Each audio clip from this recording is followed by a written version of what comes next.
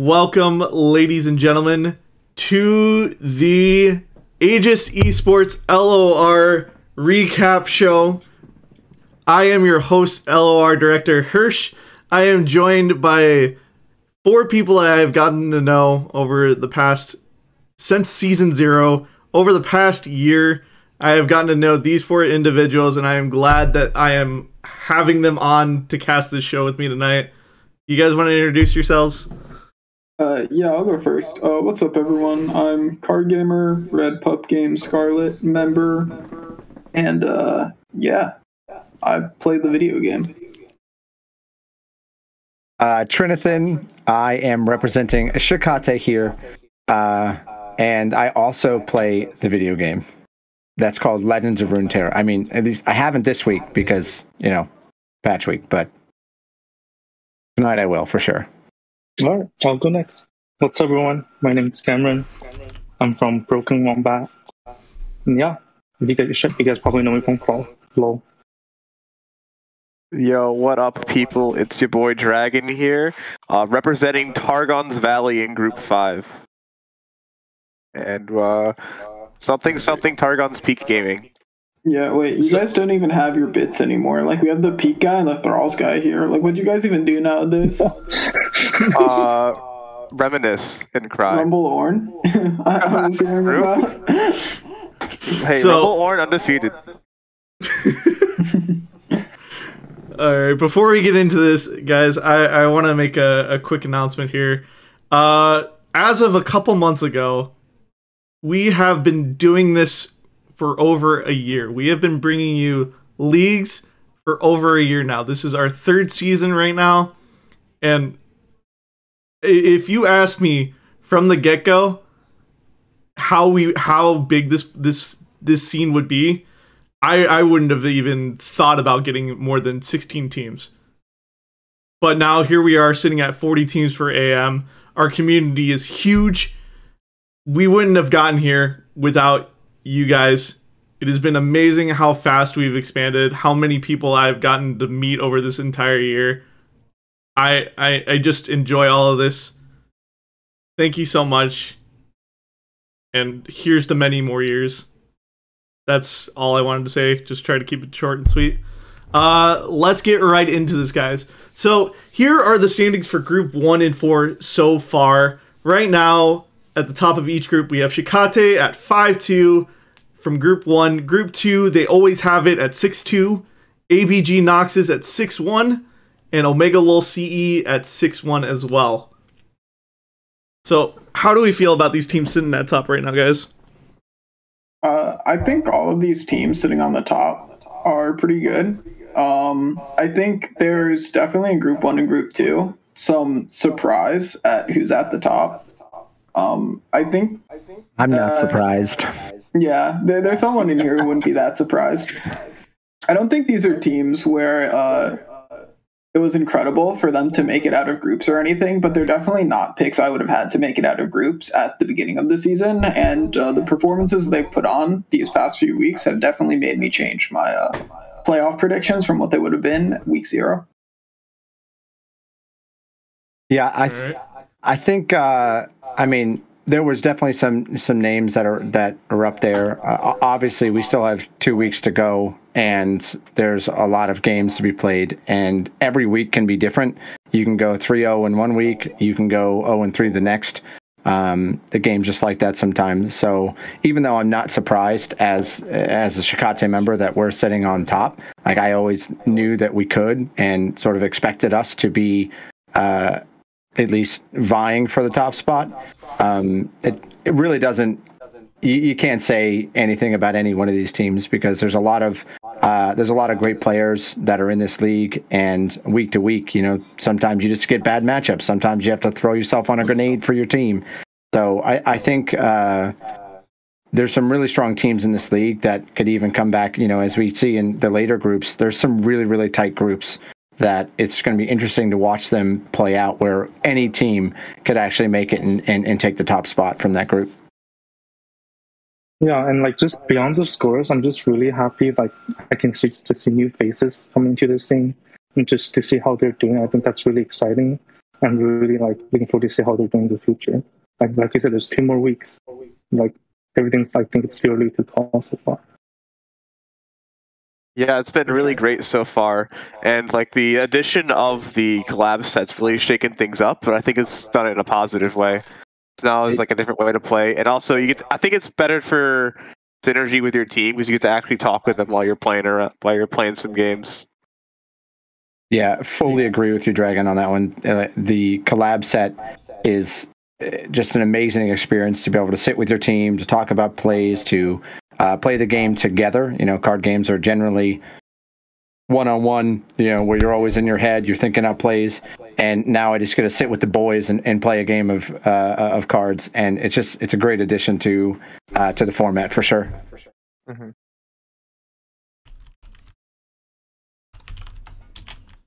Yeah, talking about teams that are coming out of nowhere, like they always have it. They're a brand new team to the scene. I believe the whole roster is. I know Small Emu was there from the beginning, from when we were hosting our one-off tournaments. But I think this is his first time playing in the actual league.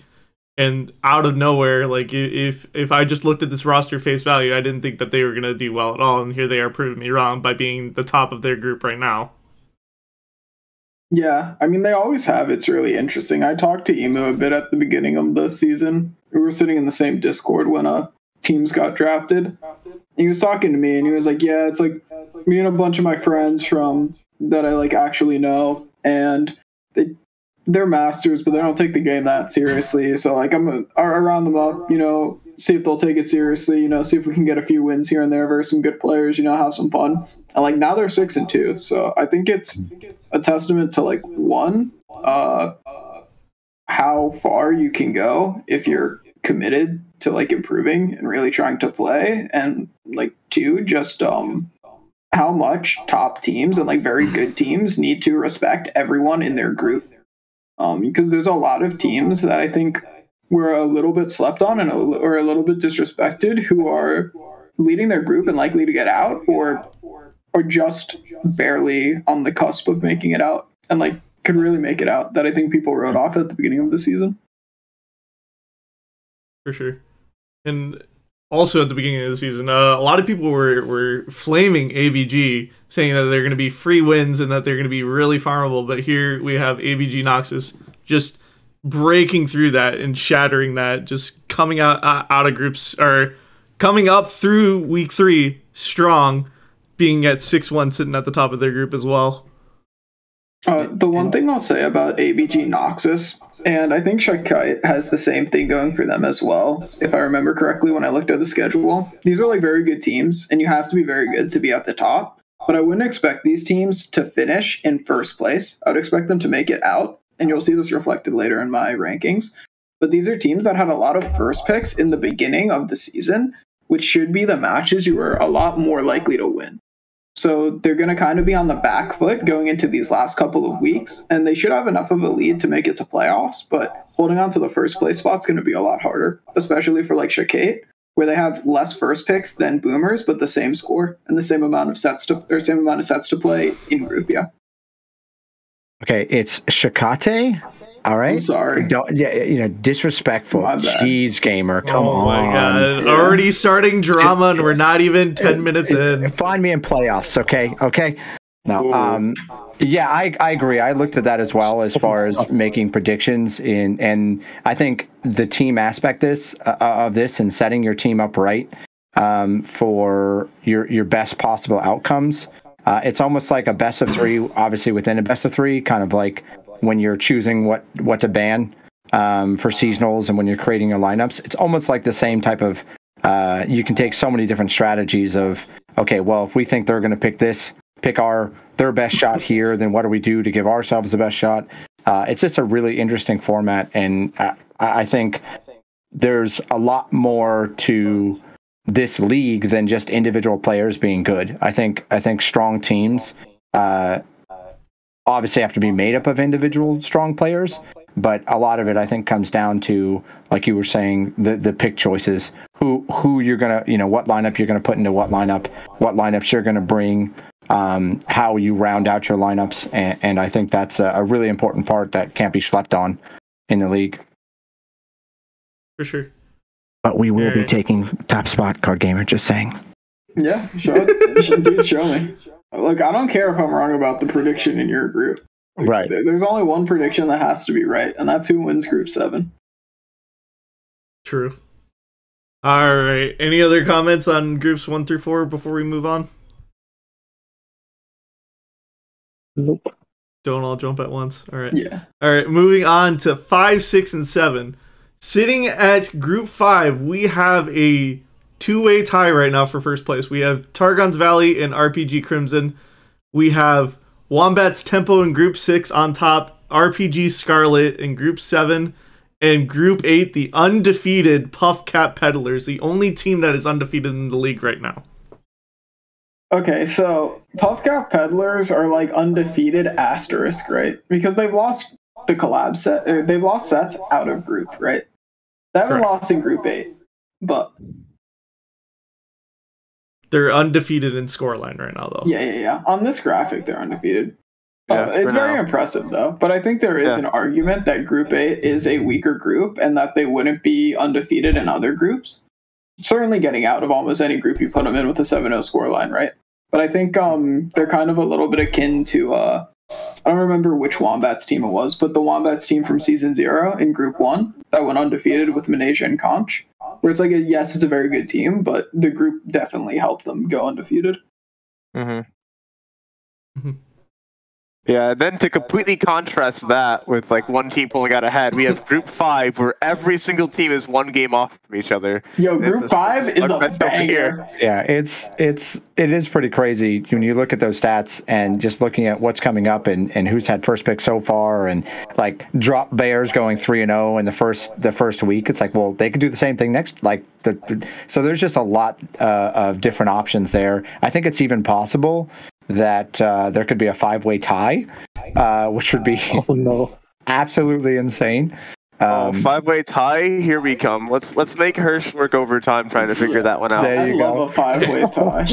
hey man, all I'm saying is, if you guys do a 5-way tie, you guys are playing games straight up on the spot after playing 3 sets. That's based. Oh. Can we even we're make down a 5-way for it. tie? Is that even possible? Very carefully. No, I don't think it They have can. to coordinate it. I think that's what I've been told that from some of the members in the teams in this that I share Discords with, but I haven't done the math myself. But it would be very interesting to see if that's actually possible, especially after next week. We'll have a better sense of where things are, right? So Technically, it is possible because every team can go 6-6. Then all we have to do is tie game score, and then also out of group game score as well, and also our out of group records, which is surely doable. Obviously. Yeah, for sure. Not colluding at all. Nope. But if you guys do have a tie, you would be the first team to have a tie out of Aegis history. Hey, We've never had to do tiebreakers yet. And Here making history. Hirsch, maybe this is the time to start. Except, we'll be tie breaking for second, not first. I mean, hey, give us more content. But so I think it's safe to say Group 5 is by far the group of death right now. There's just so much going on in this group right now. It's hard to tell who will actually make it out of groups right now. definitely. Yeah, Group 5 is really close. I think I saw the predictions everyone had, and I was a bit surprised at how similar everything was, despite how close this group was. I really think any two teams could make it out of this group, and I don't think you can say that about any other group in this tournament.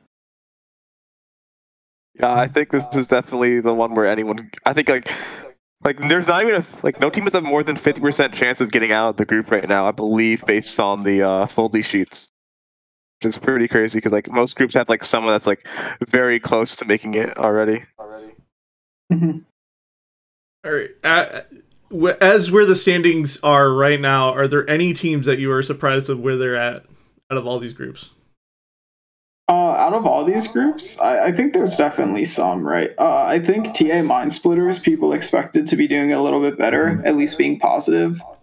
I think there's an argument. Some people would say View should be doing better, but I think this is fair for their group. I think it's pretty tough. Same deal with Breaking Bandle and OTK.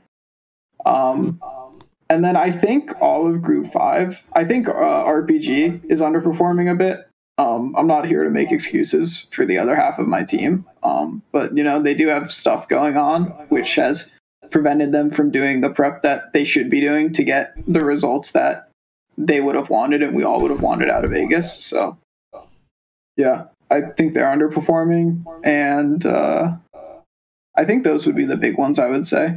I don't think Group 6 has anyone. I think Group 6 was a really close group, and all of these score lines are really fair, considering like the skill of every player in this group. That group. Mm-hmm.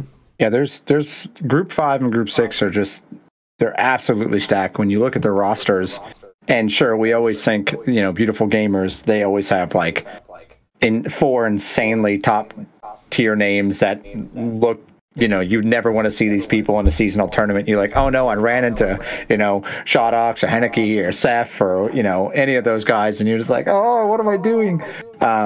So I can definitely see how people would expect them to be the 7-0 team instead of PuffCap, although PuffCap has some crazy players as well. I do think Group 5, though, just in terms of numbers, there's just a lot of really good players on that team. Drop Bears is the one, like, kind of out of their nowhere. Like, how are they keeping even? Just because I don't really know any of these players. Am I wrong about that? They're good. They're just OS players, so a lot of people don't know them. Oh, okay. Like, Fair Jordans especially is pretty good. Mm-hmm. So that would be why, but there's just a lot of big names on the second half of this board, and it's a really close, except for where in Group 8 where PuffCap. I don't think they mathematically. I'm pretty sure they're 100%. Yeah, I think they're 100% as well. I haven't looked at the foldy sheet, but I mean, technically speaking, there's probably a way they don't make it, but I think if they're like playing with their brains on, I think they're fine. Yeah. I'll talk about my group a bit for a second. I think I'm not going to pretend like I have the most difficult group or anything, but I think Group 7 is a lot more, like, it's a lot tougher of a group, and it's like a lot more respectable of a group than a lot of people gave credit for. Even myself a little bit at first, just because the ABG Targon players I wasn't too familiar with, as they're 8-pack players, so I didn't get to interact with them much before this tournament. And the Quag business guys, everyone knows Damien and knows Damien is good, but the other three people have had seasons where they've been very good, but they just don't play the game that consistently. And I think they came together and decided to play the game and have been having a solid showing. And I think DMG is a really solid team. I've been friends with those guys and talked to them for a while, and they're just all really good players who have pretty good fundamentals from other games. So they're just, players to, always have on your radar. And I think 623 isn't having the best showing, but I think that 623 should be commended for, like, coming out to this tournament and showing up and doing their best and trying every week and, like, still fighting and taking games off of good players and good teams, because, like, they're definitely, like, punching up and they're getting some hits. They haven't won a set yet, but, like, they've taken games, and, like, I think they're pretty solid the set I played against them. Like, definitely mad respect for them coming out and, competing.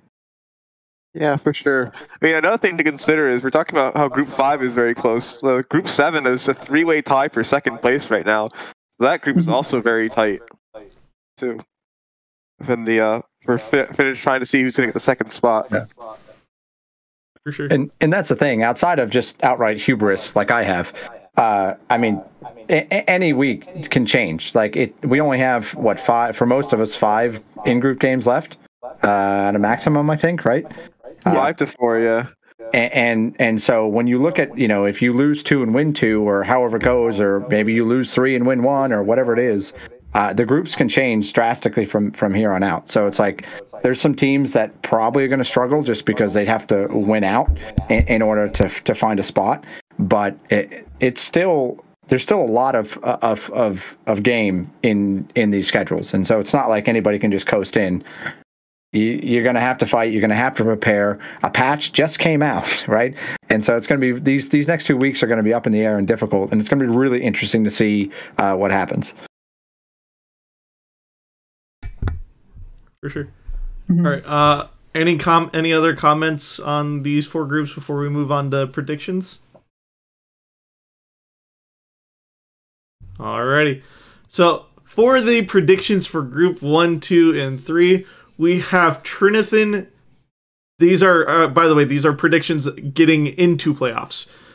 We have Trinithan picking Shikate, TA Boomers from Group 1. From Group 2, we have They Always Have It, TKG. Group 3, we have ABG Noxus and Broken Wombats. In Group 4, we have Omega Lul CE, and we have ABG Zon. Trinithan, do you want to go over your picks real quick?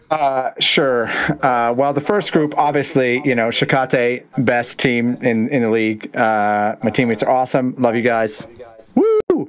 And then I think, during the initial draft, people were saying that this TA was potentially one of the best teams in the entire league. And so I think with our score stats and looking at our schedules, I obviously have to pick me because I honestly think we'll do it.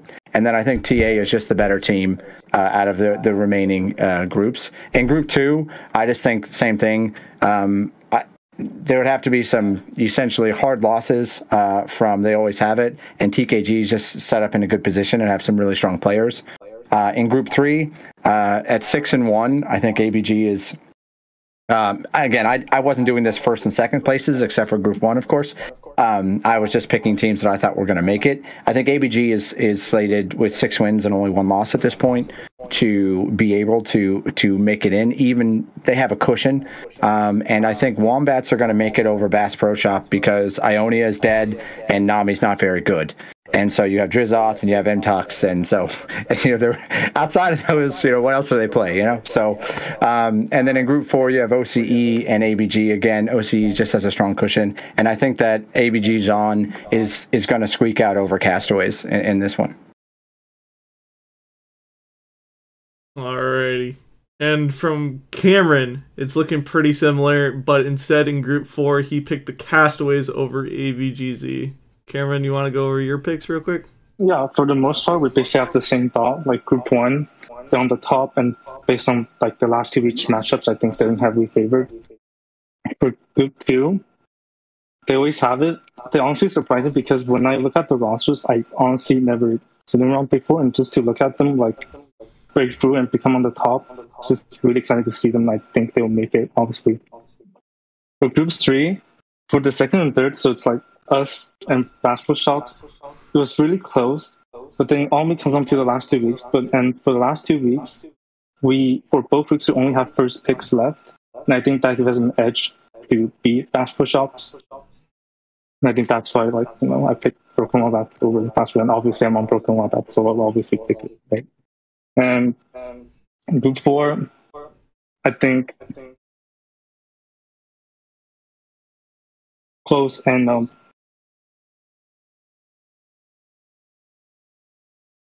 Okay. For Dragon's pick, wait, did I cut out? Yeah, you did a little bit. You want to say that again? Oh, yeah. For Group 4, I think it was not even close to the rest. I think obviously I picked them. But for Castaways, between Castaways and Zon, again, I also look at the last week of matchups, and I think Castaways has slightly edge over Zon because of Castaway has easier matches. And I think that's what. Yeah. Okay. Dragon had very similar picks to Cameron as well, but instead he picked in Group 3 Bass Pro Shops over Broken Wombats. Dragon, you want to talk about yours real quick? Sure. Yeah, so for Groups 1 and 2, kind of similar process to everyone else. Not really. I don't think there's really much for me to add except good luck to James's team in Group 2. Maybe they can pull something out. Good luck with that, man. But yeah, for Group 3, I see I'm the only person who had any faith left in Drizoth and MTux and those guys for you in this group. And you know, I expect Hanzo to not go for them, but you know, I mean, I'm just looking at the stats.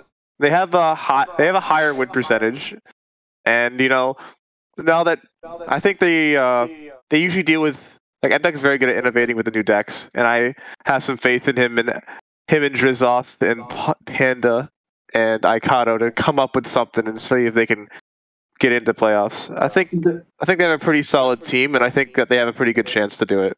Plus, the issue is they may have over-innovated with the Luxnor Shellfolk Talia Reaver's Row week. Mm-hmm. I'm a great gamer. And my pick against Bass Pro Shops isn't at all related in no sense whatsoever that MTux just beat me in a money match. So I definitely did not use that as a factor whatsoever in my predictions. Exactly. I'm glad we have some unbiased people here. Anyway, speaking of bias, so for Group 4, my opinion was entirely biased in who was coming in. Who in second? Because I either had to pick. I picked between two players, not two teams. I had to pick if I thought Ace would get out or if Walkabout would get out. At the end of the day, I thought Ace would get out over Walkabout. Sorry, fam. They just buffed Jinx, though. They did just buff Jinx, and yeah, Walkabout. You know, Walkabout is going to be doing that as well. But Ace is also a Draven Jinx gamer as well, so you know. Okay. It's about the even. Edge has been lost. Yeah. Yeah, the edge has been lost. True. And then we have Card Gamer picking group from group the same picks as Trinithan. Do you want to go over yours real quick? Yeah, so Trinithan and I were pretty much along the same thought process. We disagreed a bit with who would get out in what order. The one thing I think I weighed more highly than a lot of other people here is the pick order that people have in the remaining weeks. And because of that, it makes me believe TA Boomers are going to edge out Shake. It makes me believe that like TKG can probably edge out. They always have it. Like ABG Noxus has 4 second picks versus Broken Wombats who have 4 first picks, which is a huge advantage for Broken Wombats. And I don't think they'll edge out because of that. And I think Bass Pro Shops kind of shot themselves in the foot with their experimental week. And then Group 4, I was really close. Group 4 was probably the hardest group for me to pick the second team. I think Group 4 is pretty clear. OS is getting out first, but I ultimately went with ABG Zon over Castaways again because they just have more first picks. So if they do their prep right, and if their players play to the level that they should, I think they should be able to edge it out. Because I think with most of these teams, like Group 3, Group 2, Group 4, if you want to put them player for player, the teams are close enough where it's like if someone has a little bit better of a lineup, if someone's on a little bit more comfortable deck, someone's having a little bit better day, someone draws just a little bit better, it can definitely flip. So I think the first pick is enough to give someone a clear edge. Yeah, and the final week, it's going to be ABGZ and the Castaways on the streamed match. So that's going to be pretty hype because that's going to be most likely maybe the defining game and match for second place in that group. For sure. All right, moving on to my picks. So my picks for Group 1, I picked Shikate and TA Boomers. For Group 2, I picked They Always Have It in TKG. For Group 3, I picked AVG Noxus and Broken Wombats. Group 3 was very hard for me to really decide who was going to make it out. Bass Pro Shop and Broken Wombats, they both have equal footing right now. They both have the chances of making it out of groups right now.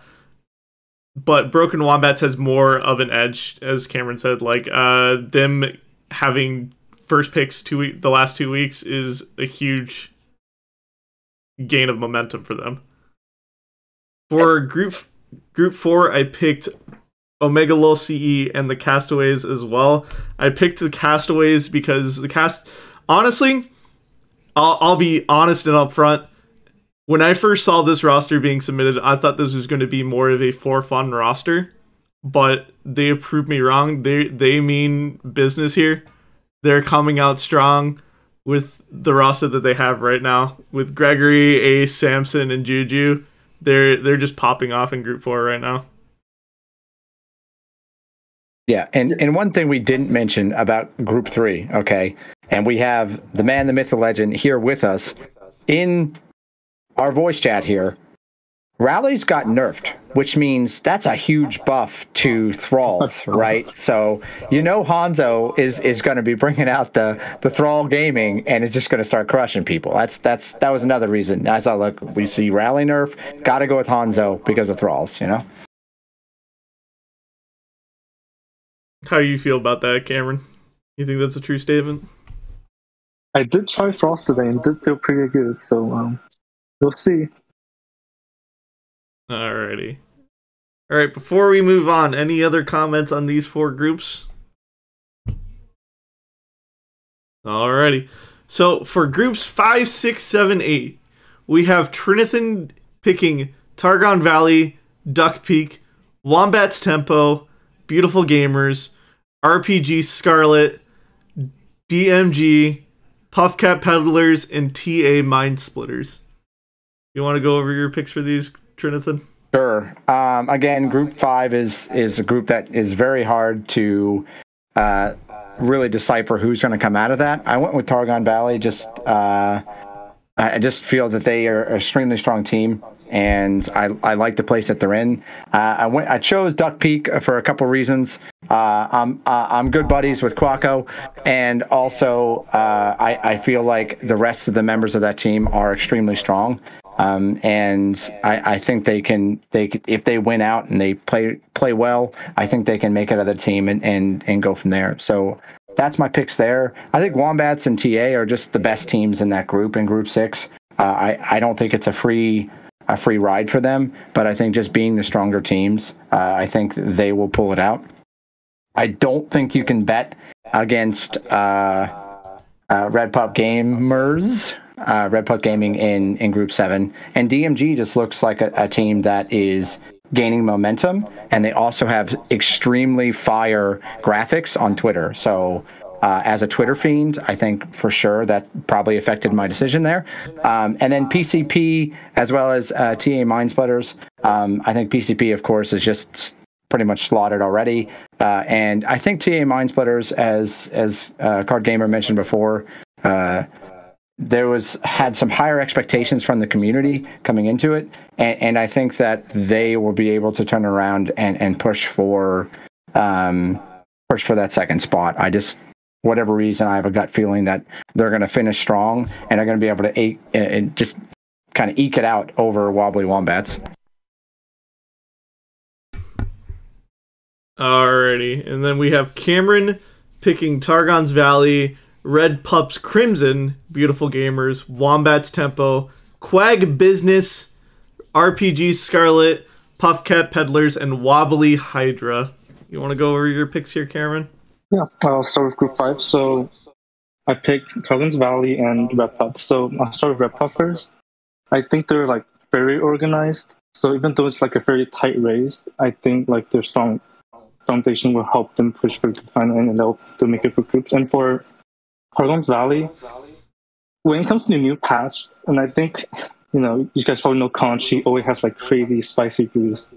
And, the Crystal Aegis is going to be from new patch, and I think Conch will surprise everyone with crazy scary brews and just catch people off, and that's why I picked Targon's Valley. And Group 6, everyone picked the same here, Bow and Wombats. I think historically, the two teams have performed really well, so I wouldn't be surprised they won't make it. For Group 7, for Pups again, just like some Group 5 for Pups, I didn't have a very strong foundation, so, and they're on the top right now, so I wouldn't be surprised they don't make it. And I picked Quack Business. Not gonna lie, I get out at 8:30 yesterday in class, so at the end I really just flipped the coin and just guessed it because it's all so close. How can you root against that logo? just look at that. Well, how would you not root against that logo, Card Gamer? Explain to me. Yeah, well, you see, I want them to win when I play versus them. I have to get benched when we play versus Quag Business. Wait. No, I'm joking. Coach is like, yeah, they better bench me or they're definitely going to lose. It's a business. Card gamers on the bench. It's a business angle. That is the most Trinithan statement I think anyone has ever said. All right, last group. Like as I said, Puff Cap, they're 7-0. It's really hard for them to not make it. And for like the second, it's really close. And honestly, why would you not vote for that logo? Just look at that. Yeah. All right. From Dragon, we have Group 5, Targon Valley, RPG Crimson. We have Wombat's Tempo, Beautiful Gamers. We have RPG Scarlet, Quag Business, Puffcat Peddlers, and Wobbly Hydra. Literally the exact same picks Cameron had. Yep. Yeah, so Group 5, I'm on Targon's Valley, so obviously I need to rep the boys and put us up there. For the second team, it is very close, and it's really hard to decide on which other team would get there. So honestly, I just picked the other team that was closest with us, and also they have Chekhov on there, former Howdy Gamer, so you know, it's gonna put them as the other team making it out, but it could still go anyway. Nepotism doesn't exist at all. Does not exist. Yeah. It's non-existent. For Group 6, I mean BAU, they're all really insane players, and then Wombat's Tempo, they're all really good players too. So they're also doing really well in their group, so I just put them there. Group 7, Card Gamers team is doing really good, so I put them first, and then for second place, Cubase and DMG are like neck and neck, so I decided, I could look into this and try to figure it out, or I could just pick the team whose logo I like more, and I went with that for my methodology for picking that. And then Group 8, Puffcat Peddlers is like going to get out most likely from their group. 7-0 start really strong, and then Hydra's looking really good. They've got good players, so I went with them. Alrighty. And with Group 5 from Card Gamer, we have RPG Crimson, we have Drop Bears, Wombat's Tempo, Beautiful Gamers, RPG Scarlet, DMG, Puffcat Peddlers, and TA Mind Splitters. You want to go over your picks here? Yeah, so starting with Group 5, you can say it's biased. I picked Red Pups, and I would have probably picked them anyways, but even using the logic I've used for the rest of the groups, like this is a very, very tight group, but Red Pups has 4 first picks in the coming week, so they should be able to close it out pretty easily. Extending that logic, I think Drop Bears should be in a really good position with the amount of first picks they have to close out first place in their group, or not first place, second place, the other playoff place in their group. But I think what's going to be really, really important is Drop Bears and Valley play twice in the next 2 weeks. So those 2 sets will probably be pretty pivotal in determining who makes it out. And even them going 1-1 will do a lot for letting Duck Peak or Tempo get out. But I'd give the edge to Drop Bears due to first picks. For Group 6, I think it's Wombats and Bu. Wombats is in a bit better of a spot to finish first than Bu, but that could really go either way. Breaking Bandle and OTK are a bit too far behind to catch back up, but it is possible if Wombats or Bu have a really hard time adapting to the new patch, but I wouldn't count on it. Group 7, I think we have enough of a lead to pretty comfortably take first place. We are 6-2, and the next closest is 4-3. So we have at least a 1-game lead above everyone in our group. The one thing that makes it a bit scary is DMG has 4 first picks, and bro, their team is based off of fucking the Middle East. What else do they have to do besides play Runeterra? So that makes me think they'll get second, but I think we should be able to hold out first and be strong there. And then for Group 8, PCP is pretty much locked. They're obviously going out first. And then between TA and Wombats, again, I defaulted to first picks. Even though Wombat Hydra has a bit of an edge now, TA has more first picks, and the first pick is so important. I would also expect a team with players like Simon and Methodical to be able to take advantage of that. And like Trinithan said, and I said earlier, this is a team that has been slacking, but I think they should be able to pick it up in the coming weeks. and be able to have a strong finish. Okay. For my picks, I picked from Group 5, I picked Targon Valley and RPG Crimson. From Group 6, I picked Wombat's Tempo, Beautiful Gamers. Group 7, I picked Scarlet and Quag Business, only because I was swayed by the fact that last week, Damien, the madman himself, he decided he was going to bring a brew of his own, I hope, of Timo Gwen. And managed to, I just in the first set alone, he managed just to pull off a 2-0. It just blows my mind. But in Group 8, we have Puffcat Peddlers and Wobbly Hydra. The reason I picked Wobbly Hydra over anybody else in the group is because this team is just a cracked roster. We have Monte Cristo, we have Yang Zera, we have Pat, and we have Let. Both Pat, Yang, and Monty played on teams in the past. They've worked well. They've always made it out of groups without a doubt. I think Yang has more of a competitive edge right now just because he's also playing in the EMEA shard with last season's winners, TA Washed Up Heroes. They're absolutely insane gamers, so there's no doubt in my mind that he's picking up a lot of experience with playing with them as well. So just based off of just players alone, I think they have a huge chance of just making it out.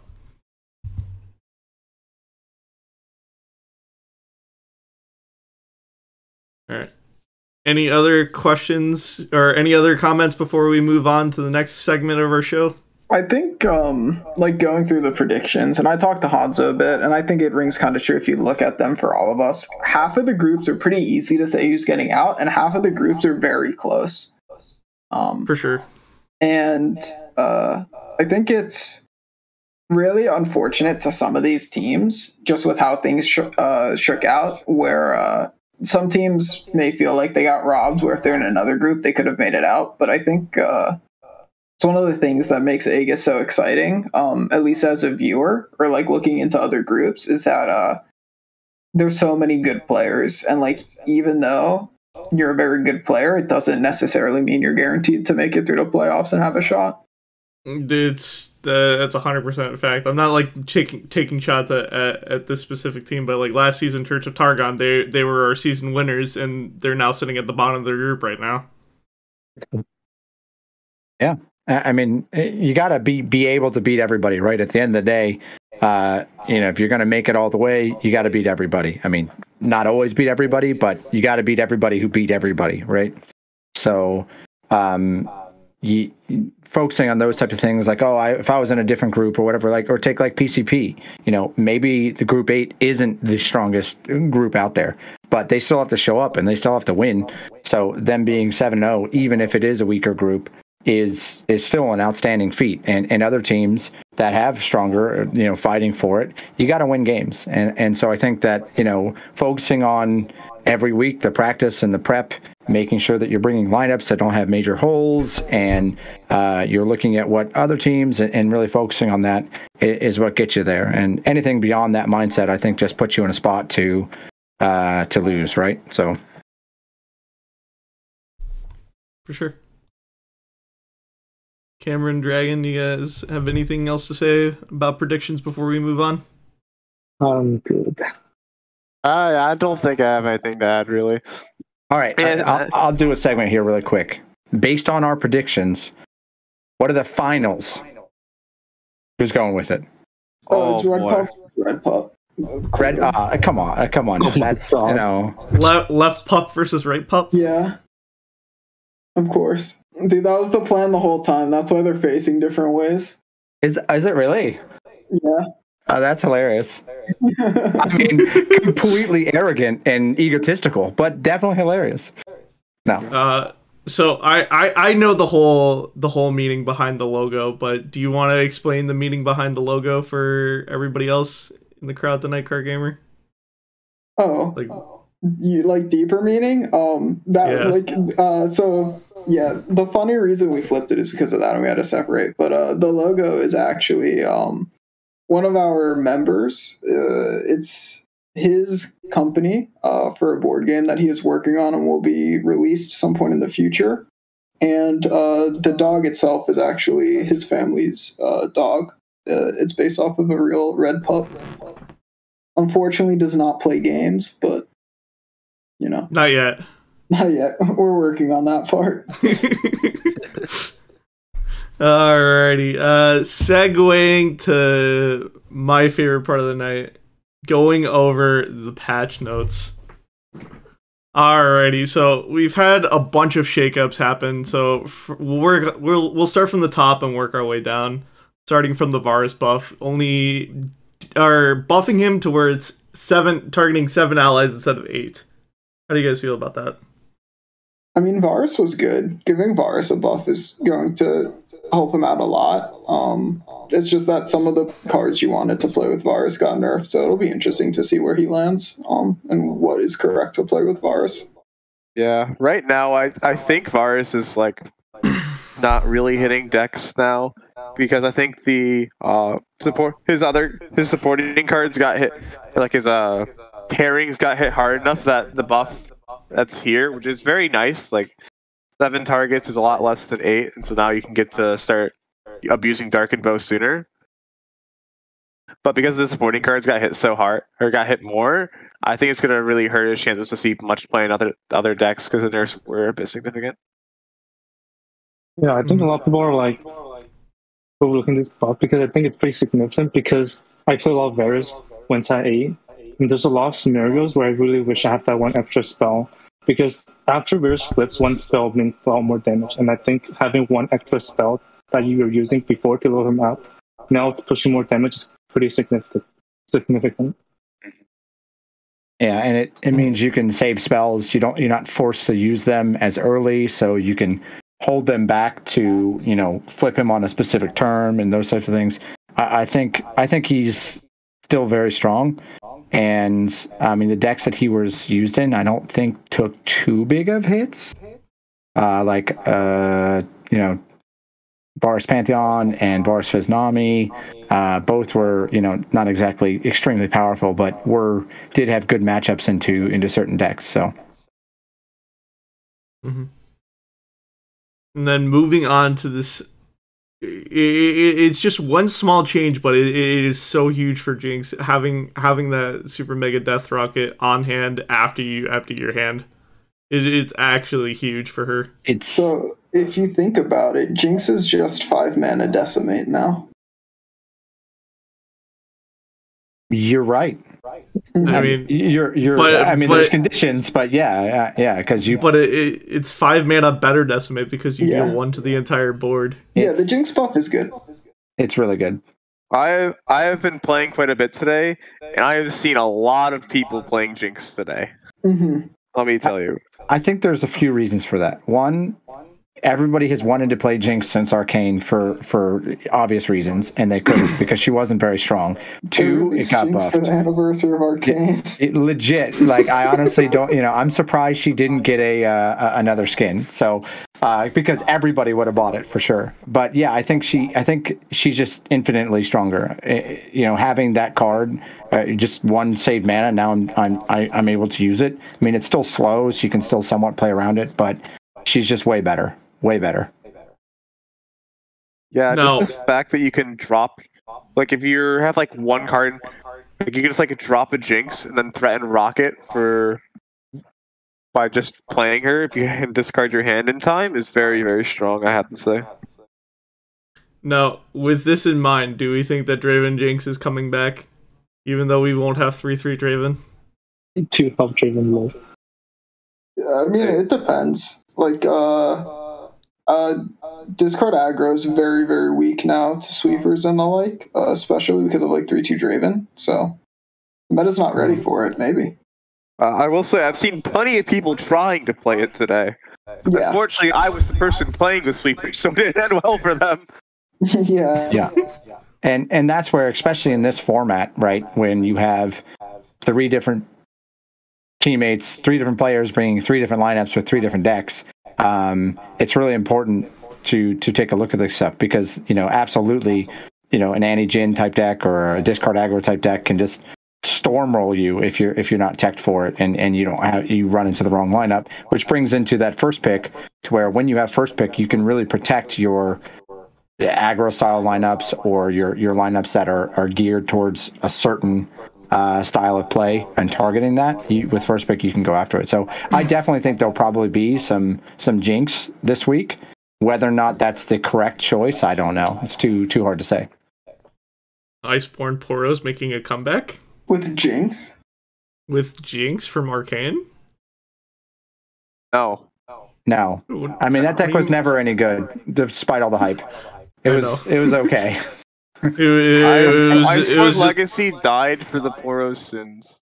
It was just funny just seeing people bring that for that 1 week. Oh my god, that deck was everywhere. I remember that. I'll have you know, the week that we brought Iceborne Poros, we won 12 games. Okay? I just remember all the Twitter fights I got into of people saying it's broken. How can they not hotfix this? I'm like, guys, it's been like 3 days, and the deck, unless you're just not playing against it right, or they just have the perfect nuts, is only okay. And then everybody brought it, and I know I beat it, so I was happy. Just play it against control decks. Just keep those control decks when you play it. It's that free. Yeah, I think the SI Freljord players weren't very happy about seeing Iceborne Poros on the other side of the table. They were not. Now I could definitely bring back Iceborne Spiders. That deck was fun. I like that deck. That deck baited me so hard when I played it. I thought it was bad. I still think it was bad. No, it was good. Yeah. All right, moving on to the next card. We got a Jax nerf, or a Jax buff. No, I'm sorry. Yeah, it's a buff. Yeah, it's a buff. A nice buff. Yeah, I can't read. I'm dyslexic. Hookmaster nerf is pretty awful for Jax. I don't know if this is enough to make up for that. Yeah. And without rallies, I mean, he just, like, Jax as himself, if you just play Jax, he's like, oh yeah, I'm going to come after you. Well, he's too conditional. Like, he's just not very strong. Even his weapon kind of sucks. Like you put it on another unit, it doesn't give them stats. Like, and it just feels kind of awful. So, like, with Jax Vayne, I mean, Vayne got hit, but not really. I mean, it's still okay. I don't think it was big. I just don't know if this does anything for him, because it maybe speeds up his level, so you can maybe play him in a more, like, aggressive style, to where you're just trying to beat them down really quickly and not trying to combo him with multiple attacks. But he just feels kind of blah, because unless you have a full board with equipped units, he's just not good. Not scary at all. So I don't know. Sure. Anybody else have any comments on Jax? Imagine if this guy had a real weapon. Yeah, like any stats on his weapon would feel so much better. But I think it's just hard. Yeah. I think if they do put stats on his weapon, that they have to buff his cost. Right. Yeah. Like or decrease his base stats, so that when you have the weapon on him, he's still the same. And then he kind of plays like the rest of the improvised units, to where they're understated, but they come with a weapon, and so it measures out, right? So, but Jax becomes a 1/1, and Light of Kathia gives 2/1. They're even a 2/1 for 2, with quick attack and a +1/+1. It just, and then the value that he gets, the value that he leaves when they inevitably just shoot him with a Mystic Shot or a High Note or whatever else, like, it actually provides something for you. Whereas right now, it's like, oh, I got this extra weapon. I hope I draw something that I can discard it with, right? So I can actually get something. To be fair, it is a 1-mana weapon instead of a 2-mana weapon, and it is auto-equip as well. Which means you don't have to, like... I guess auto-equip, doesn't really matter. Yeah. I mean, if you flip Jax early on, it's like Light of Vacathia will always have Overwhelm, so even if Jax dies, you can just slap Overwhelm on somebody else as well. Yep, and that will help. Also true. That will help, but if the only other units you have, because you're playing in Jax's region, is a 0/1 Hookmaster and a 2/1, a Toon guy, like the Castaway, it's just very hard to find him a place that I think he can shine in without having multiple attacks, because that was a threat, right? You buff him up once, he has quick attack, so he doesn't trade, and then you attack with him again, and he gets buffed again, and so he's coming at you, and he's a 9-10 power overwhelm unit the quick attack that you can't deal with. So I just, without rallies or additional attacks, I feel like Jax is he's just kind of yick. Just play Jackson Bandletree. Forehead. Easy. There you go. All right, but we got to talk about this one, because this one's actually huge. The next one, like, I don't know about huge. I don't think it's as huge. It's better clarification, because the only reason you're going to be draining one from the least is if you get frostbitten. That's it. Yeah, but does this mean that now it doesn't fizzle though in the second one as well? Because that's how I'm interpreting it. So if it doesn't fizzle, that's quite important, because in my mind, I mean, I'm an aggro player and I play a lot of spiders and Gwen decks that are always just trying to race you. So like that to me is important, because killing my Gwen on the secondary attack and I lose that drain is it feels bad.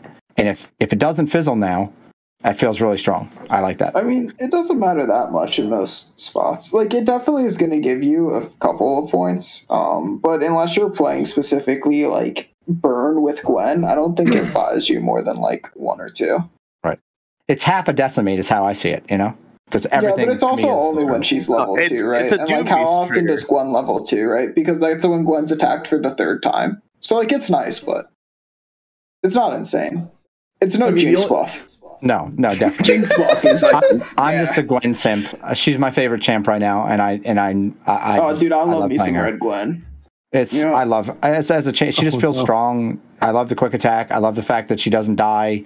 You know, she doesn't have 3 health. She can actually like block once. With other champs, you feel like you just can never block. So, Seraphine, I'll take the lead on this one unless someone has else to say.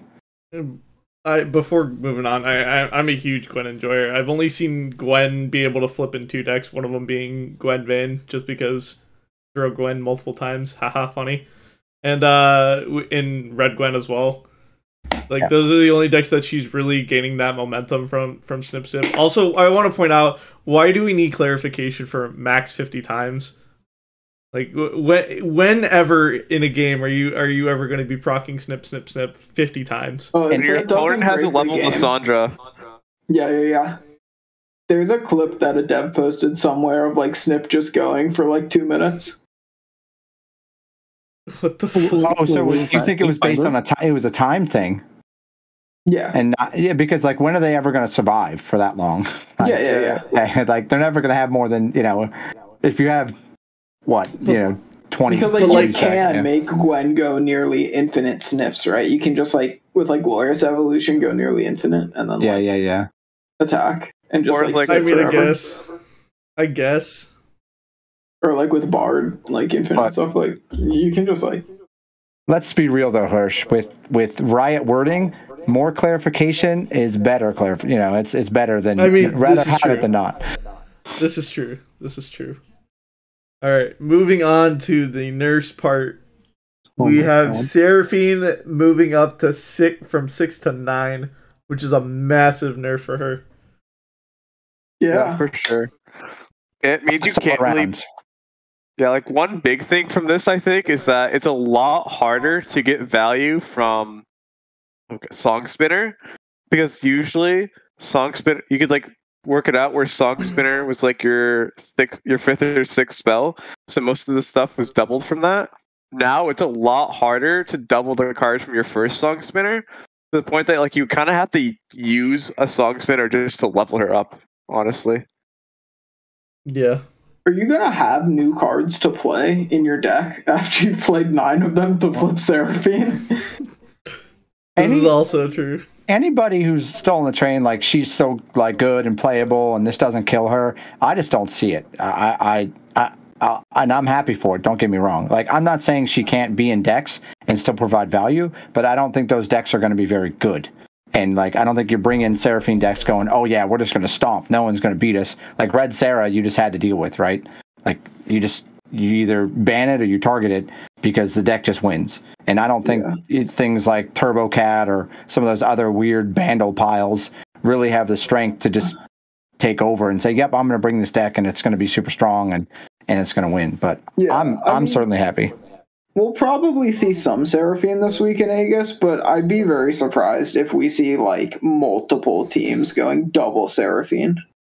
Yeah, and at the very least, so there might be like a few versions of Seraphine that are playable, but there will be like Seraphine Soup, where it's like playable with every region. Like I don't think you're gonna play Seraphine Noxus, for example.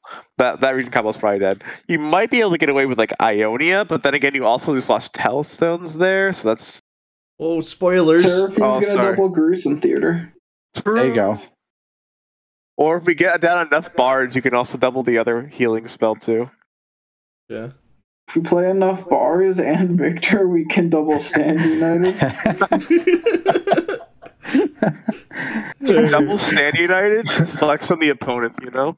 You know what? Yes. You know what's funny is they buffed Karma. They're like, oh yeah, Karma wasn't seeing play, so we're just gonna buff her, give her that extra health, and then maybe she can stick. And then they print Seraphine, which just kind of replaces it, right? So, yeah, 2 mana Karma was the best buff for Karma. Yeah, and in PNZ. It's also funny that the Seraphine Karma interaction, where Seraphine was on the right of Karma on the bench, you didn't get the triple your spells. Seraphine had to be on the left for them to see them as new. Mm-hmm. I actually did not know that. What the fuck? Well, now you don't need to, because you're not gonna. You probably won't see them in a deck together. Nope. Fair enough. All right, Mr. Hanzo, you've been quiet for a hot minute. How do you feel about this? I don't like it. I don't want to talk about it. That's why. Fair enough. All right. Like, if anything, like you said, just we have to build her in specific ways now. We cannot be like as greedy as before. I think in some case, like I think she'll still find like 1 or 2 decks, but not as dominant as before. President-wise, I think it should still be decent because again, having a 5 mana spell that's cost 2, you can still do a lot of crazy stuff with it, and it's still really hard to play around sometimes. And if we like play decks that can start long enough, I think eventually they will start complaining again. But we'll see. We're not sure. It's just the first of a patch. Nothing can be decided yet. Mm-hmm. All right. Moving on to Fan Club President, we have a cost buff or a cost nerf. Moving on from 4 to 5. I think that's honestly a good nerf for Fan Club President. That makes it more ideally balanced. You're spending 7 mana just for the whole kit instead of 6. Yeah, and also a much bigger tempo loss, which would be really good for that. That is an actual cost, much higher cost for playing it. I have a hot take. Like I'm a firm believer that I don't think Seraphine was that broken. I think what made her really good was getting was Fan Club President. Fan Club President was just so crucial to that deck. Getting a 5-cost spell just for 2 cost, that's absolutely huge, and you have the chance of doubling that spell as well. Mm-hmm. Well, I don't know if I would say that, but like, yeah, the change is definitely really big for making Seraphine a lot weaker. Mm-hmm. Yeah. All I know is that I see a now I can pull, like Radiant Guardian or something from timelines. That's what I see, and generate a 2-cost 5-mana spell. So, I saw this nerf because I don't know if you guys saw. Obviously, you can look back, but I take everything back about anything I ever said about timelines players. I'm in full love with timelines now. That deck is like being on this side of it and playing it. It feels so good to drop a 9/8 overwhelm, quick attack spell shield on turn 4. I'm totally okay with that. It's like a funny loot box deck. I love timelines. so I saw this nerf and I'm like, I just I get a 5-mana unit instead of a 4-mana unit. I'm okay with that. It's actually kind of a buff for timelines. Yeah, true. Yeah, also true. So a spicy tech from Shikate. Timelines is good right now. I don't know if you guys know that, but it feels pretty strong. I don't know about now what the meta is going to look like, but it's pretty strong. Yeah, surely you can play a 2-mana do nothing in a place where Jinx is relevant in the meta. Yeah, and play 1 unit every turn. Yeah, it'll end well, trust guys. Alright, moving on, we have a Tumble nerf going from 3 to 4, and we have a Vayne buff, or Vayne, technically a Vayne buff, or just a retext saying that instead of reducing by 3, it reduces the whole tumble cost to 0. I mean, it's certainly a nerf to Vayne, right? Like, 1 more mana is a lot, but ultimately, like, Vayne's still a very good card, and Vayne slowed down just as much, if not only a little bit less than the rest of the game, so she's in a good spot. Yeah. It definitely gives a lot of decks like Breathing Room. Yeah, So, it definitely hits some mana points where you won't be able to tumble where you would have been able to before, or you won't be able to tumble with protection, which is I think the bigger one. It's a lot harder to tumble with protection available, so that'll definitely slow her down. There was also like this really fucked up game plan you could do against certain decks where you would just like play Vayne on 3 and then tumble Vayne on 3 and then like attack with Vayne again, and you would just like use that as like, okay, I paid 1 mana to like attack and then put the equipment that I would have put on my unit anyways. Like now you've attacked twice on turn 3, and it's really oppressive. And now you can't do that. And like the protection breakpoints Dragon mentioned as well is really crucial. Also, rip in peace the protecting tumble from Prank, because now that we're not reducing the cost by 3 every turn, it's going to 0. Now it'll just be 0 instead of -3. Damn unlucky. True. Alright, moving on to what I think is a huge nerf is the Lee Sin nerf. This guy's going dead. from he is dead on sight. Oh darn! They killed Lee Sin. No way, man. This guy. I thought we got rid of Lee Sin when Zoe Lee Sin was dead, but now that he was brought back, I'm glad to see him go again. Yeah, it turns out double spell procs are pretty good. Yep. Turns out being OTK'd from 20 to 0 in season 0 of Aegis to beat the #1 seeded team, has left scars on me. So anytime this guy gets nerfed, I'm happy. Anytime he loses, I'm happy as well. So, yeah. And then we got God. I was just going to say, I don't know if you guys know, but in Manesia's run, his godlike reverse sweep, that's how he stayed in it, was 20-0 TK to me in 1 turn after drawing like every spell that he needed, and I went from 20 to 0 and I died, and I hate Lee Sin, and he can never see play again, and I'm happy. You know what? I agree with that take. I've been OTK'd by Lee Sin too many times. As a filthy control player, I will not miss him. He's almost like Ezreal Seraphine kind of deal, where he's like, you're like, okay, I spent the entire game, it's like turn 7, I got them on like 3 health, I've been controlling everything, I've done everything right, and then suddenly they just go, okay, now he has Barrier Challenger, everything, Spell Shield, he's a 20-0 with Trample, he kicks me in the face and I die. And you're just like, okay, I guess that was fun, thanks. I still think he's a good answer to the Demacia decks, though, eventually. We'll see how meta goes. No, another thing that got hit really, or I think pretty hard, was Warlords nerfs going from 8 to 9. I think it's really with them playing weapon masters like Hookmaster, and I think that's the only weapon masters that Lee Sin decks played, right? Hookmaster. I don't think they played Feareth. Yeah. Yeah, with just that, just having just that weapon generated from Hookmaster, just being able to just spam it around, and also being in the same region as Zalani, yeah. Oh yeah, Zalani too. True. Yeah, Akshan definitely took a reasonable hit because there was like 2 types of decks that Akshan was good with. It was like good Akshan decks that also abused weapons because weapons are broken, and like that definitely helped push the deck a bit because you got the palaces faster. This is like stuff like Lee Sin and Sivir, and this stuff got hit by other stuff, which hurt it a lot. And then there was like decks that were good because it was purely landmark abuse, which was like Pantheon and Varus, and like because it's 2 triggers slower, those decks are also kind of bad now. So Akshan's in a bit of a tough spot. Even though I think it's about the same speed as you would get palaces and hordes before because weapons are in the game, like before weapon expansion, but overall it's probably not good enough. Yeah, alright guys. Is this the change that truly kills Infinite? No. Yes. Oh no. It was alive But there's before. a new Infinite in town. It's wait. yeah. What's Tell him, Hirsch. It's Gwen Infinite. No, not that one. Oh. The cooler one. Which one are you talking about? GE Shellfolk Avatar of the Time. Oh, true. Yes, I forgot my homebrew of GE Avatar. We put spells in that to still flip Seraphine, don't worry. Also true.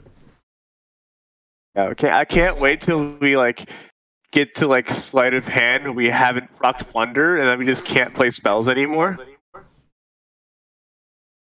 Also true. Alright, moving on to Swain nerf. They nerfed one attack on his normal form and his flip form. Yeah. Why did this guy have 5 attack? This is probably fair. I think so. I honestly do. I think it's more easy to manage against Swain because most of the units in decks that you're going to be playing are going to be either 5 or 4 and under. Now you're able to block without really any hard punishment. I mean, you're still going to lose a unit, but still. Yeah, losing your entire board. Exactly. It kind of feels like the 5 attack for me anyway, because TF was one of the first decks I ever net decked, TF Swain. And if Swain always just felt like a liability, because you put him down there, you kind of your win con, so you can't really just toss him into combat because they can always just kill him or block him. And with the 5 attack, like you were just saying, you could usually squeak that one buff, right? Where they get, if I just do 1 damage, he can actually do his thing. Where now I kind of feel like, again, he's going back to you have to find creative ways to get him in and over the top because lots of units have 4 health, and if they can block that, then he's just kind of a chunky unit and doesn't really do. Yes, you're not wrong, but they also nerfed every other win con in the game. So if this guy was a 5/7, that would have been pretty fucked up. Yeah, but I bought the skin for him, so they can't nerf him, Dude, it was a bad skin line, anyways. That's on you. No, see, I like it. No, the Kennen skin for the Infernal or whatever, that one's super sick. It's a bad skin line, man. I'll die on this hill. Okay. This is how Riot gets our wallets. They beauty is in the eye of the beholder, okay? And I want my Birdman to be on fire and weird armor, all right? Yeah, whatever you say, but he's a 4/7. Also, all I'm saying is, where are the buffs where are the skins for the champs that got buffs this patch? Where's my Jack skin, Riot? Not yet. He's too new. Spirit Blossom Jacks. Yeah, but we got a Varus release. Cool. Varus and Seraphine got release skins though, and so did Vayne. Wait a second. Oh wait. I didn't know the champs that came out last expansion getting release skins. Hang on a second. Yeah, but those champs sucked. That's the difference. Oh, you know Also what? True. But this is how Riot gets into our pockets. They give us buffs, give us a skin, and then next patch they take those buffs away and said, haha, you wasted this, you paid for the skin, now you're stuck with it. Thank you for the donation. Yeah. So the funny part is I bought the skin before he even got buffed, just because I love Swain. And I want him to be good. And so I bought it anyway. I'm like, oh wow, he has I'm gonna buy this skin. And then he got buffed 2 weeks later. I'm like, yes. Well, they got you with the long con then. Yeah, exactly. Wanting Swain to be good is a Runeterra trap as old as time. Alright, moving on to another huge nerf. Ionia Tellstones removing Health Pot and Homecoming for Gruesome Theater and Ritual of Renewal. This card is bad now. I think you only play it to flip Seraphine. Yeah. It kind of feels like what Ionia and Tellstones just hit. It just did too much for the region that it was in. And every other Tellstones, sure, maybe there's certain things you may use. I think Shadow Isles and the PNZ one are probably good examples to where you can play this card and you can usually find a situation to where the one of the two spells is actually useful to either save you a turn or push a win con. And I think Ionian and Telstone just did that way too much in Ionian decks that have flow, that want to be healing, that want to be recalling. It just did way too much. And I'm happy for this because I have been way too many times, Seraphine in the healing pot when I'm just going for a decimate and they're suddenly back up to 15 health and I have no cards left in hand. So yay for me. I love this change. Yeah, this went from like the best Telstone arguably to now it's like down the bottom 3 with Targon. It's not Targon level, but it might be worse than Bandle now. Yeah, I mean, hey, Bandle got changed as well. Spoilers. Yeah, but I mean, they still do the same functions of having a recall, a healing spell, and then Stand United. But Gruesome Theater is just not as flexible as Homecoming is, and Ritual Renewal being slow speed means you can't use it in combat, so you can't use it to save yourself from open attack like you can with Ionian Telstone, which is huge. Yeah.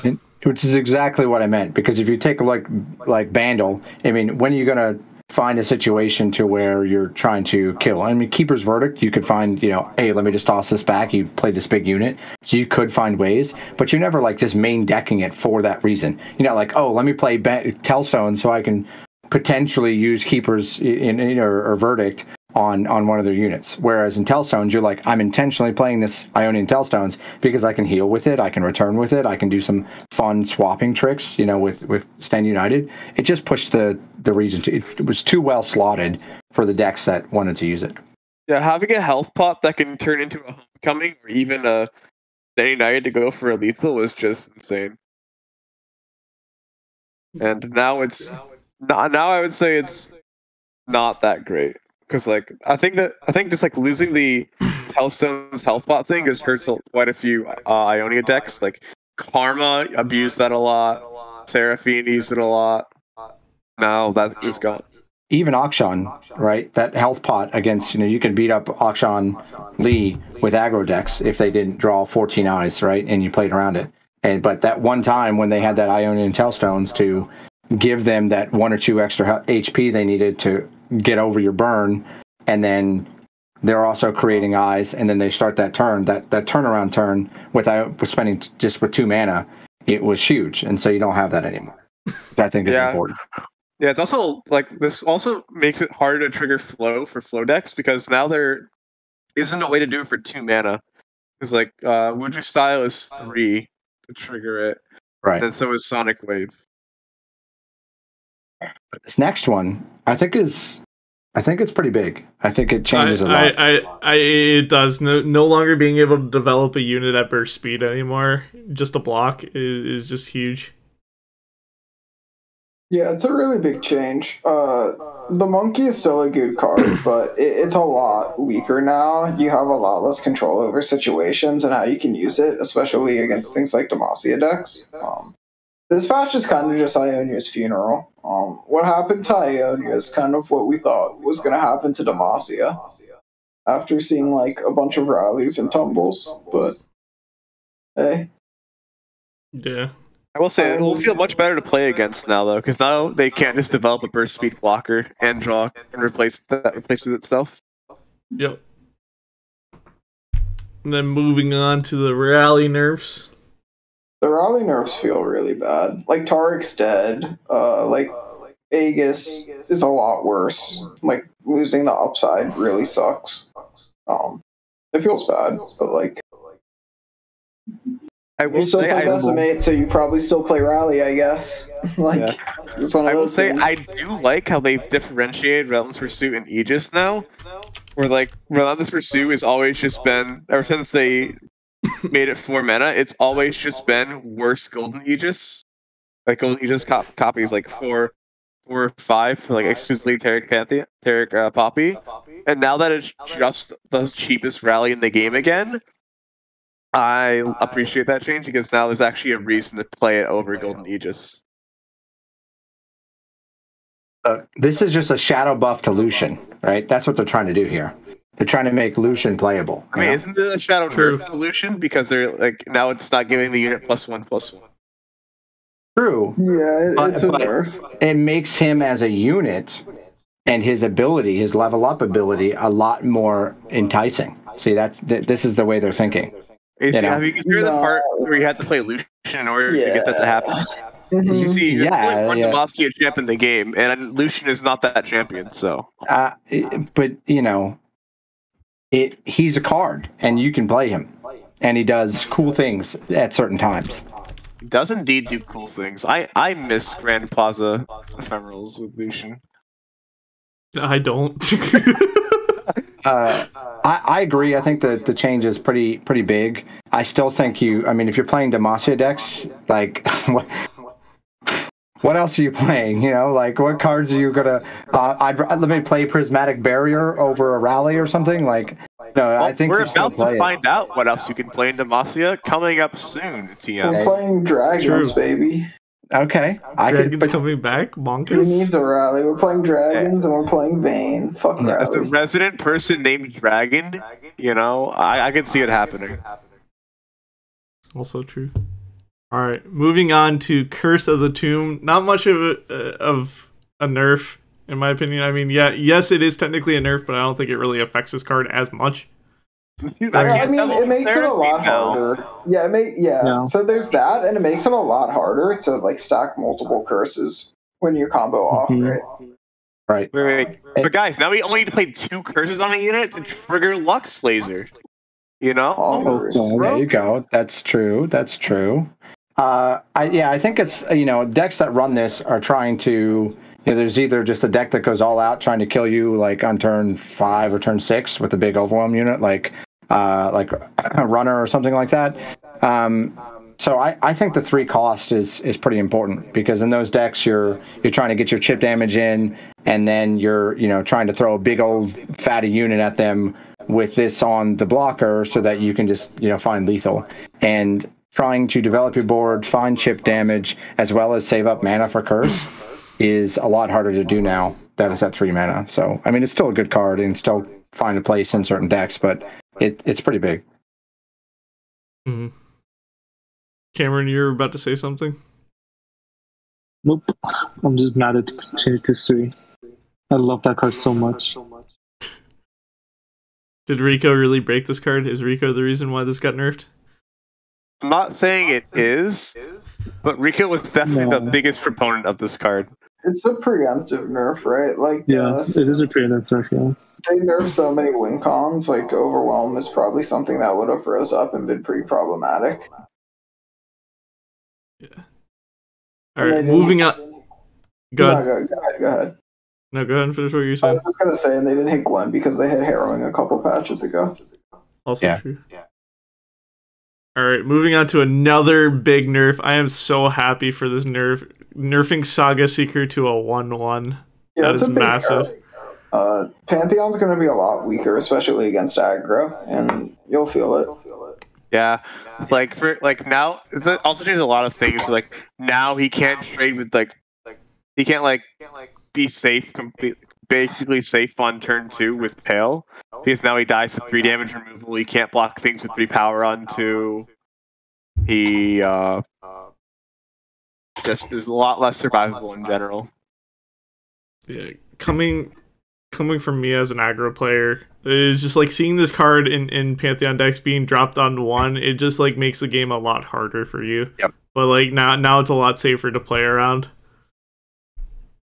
I'm with you, Hirsch. I love this change. The fact that there's no 3/4 staring at me on turn 2 as I'm swarming them with a 3-wide board feels pretty good, because even if they block, sure, it goes down to 1, but then they're gemming, they're healing it, it's getting even bigger, and it gives them the big thing I think about it's much harder to proc, because if Seeker dies, right, then you have less units to play your spells on, which means you have to use mana to put more units on the board, which slows down Pantheon a lot too. So. All right, moving on to another big buff, or big nerf, is nerfing Ionia Hookmaster to 0 attack on hit. So basically, if you quiet his Hookmaster, it's just a useless card now. Massive. I've played against Hookmaster a few times today. I'm already feeling the impact of this nerf. Yeah. Now it's just honestly, it's like a slightly understated unit, even with equipment. Whereas before, it was like either at It was a par with premium other stat units. line. Yeah, it's either like at par with other units while also being given the equipment, or even better in some cases. Mhm. Whereas now it's like almost always slightly lower. Yeah. Can't block piercings anymore. hmm The card's a lot weaker now, but it's good enough where if you need equipment in your deck, you need access to the keywords and stuff, you can play it, but it's a lot weaker. Even if you're not playing something that specifically is, you want to trigger with equipment, do we think that the value on death of always having the ability to have a buff, a unit that gives a quick That's attack, what I mean right? also. Like, if you value that, it can be worth it. But, like, you don't value that enough in, like, Pirates to play this in Pirates now. Like, it's too shit of a unit. Yeah. Yeah, I think it's not just an automate in every deck now. I think now it's a lot more situational. Either you need to want the equipment, or you need something to trigger that. Yeah. Mm-hmm. All right, moving on to my favorite buff. Can we not talk about these buffs? They don't do anything. Oh, what do you mean? The Paparo buff is huge. Dude, it's huge if it did what it said in the text, but the card manifests. It doesn't make a unit on summon. Go next. Yeah, and it does. The funny is the blurb that they gave us of like how they're trying to, find its footing and identity as a region, and they literally give us 3 buffs that absolutely do nothing, that don't change anything. Like, take these 3 absolutely horrible cards, and we can make them less horrible. They made Yordle Portal and Mirai Warden worse this patch. Just go next, bro. Oh wait, Yordle Newbie is like the worst hit off of that now, isn't it? Yes.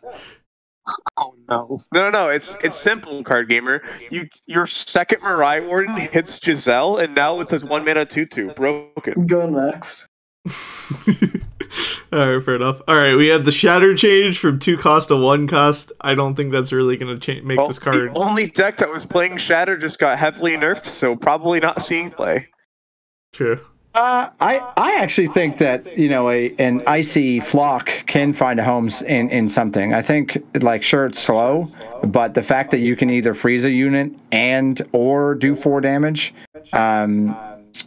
I think that the versatility of the card, I think you could, in an Ash deck or something along those lines, I think this is actually a pretty strong buff to the card. I'm not saying it makes it like it's an auto-include in any, Failure deck, but I think it can find a home because 1 cost 4 damage, where you already have freezes that are going on the board, or a 1 cost, if someone develops like a Pantheon or something like that, just paying 1 mana to freeze it, even at slow speed, the versatility that you have there, I think makes it playable in some decks. I don't know what that is, but I think the card is much stronger than it was.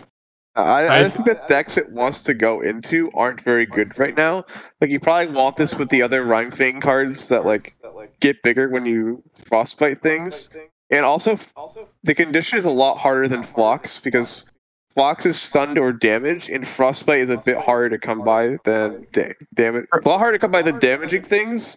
Although I think it's about the same as stun. Right.